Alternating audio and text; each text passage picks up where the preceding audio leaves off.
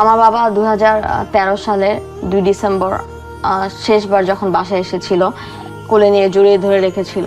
আমার বাবা যদি এবার ফিরে আসে, আমি আসলে আমার বাবাকে ওভাবে মানে জড়িয়ে ধরে থাকবো, যাতে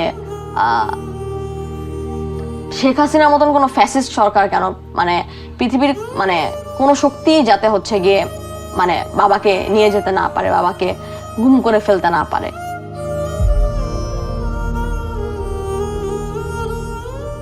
বাবা, আমার বাবারে দেখাই দাও তোমরা।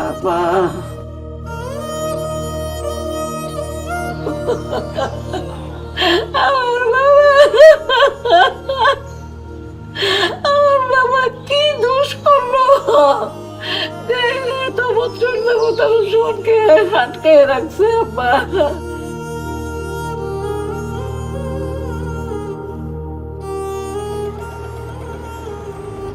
অনেকবার আসছি, অনেক মাঝিকে ধরে ধরে জিজ্ঞেস করতাম নৌকা নিয়ে এসে, যদি পুরাতন হয় ভাই এরকম কখনো দেখছেন যে র্যাব ধরে নিয়ে আসছে বা এরকম মানুষকে মেরে ফেলতে দেখছেন, বা হাতে বাঁধা চোখ বাঁধা এরকম মানুষদেরকে?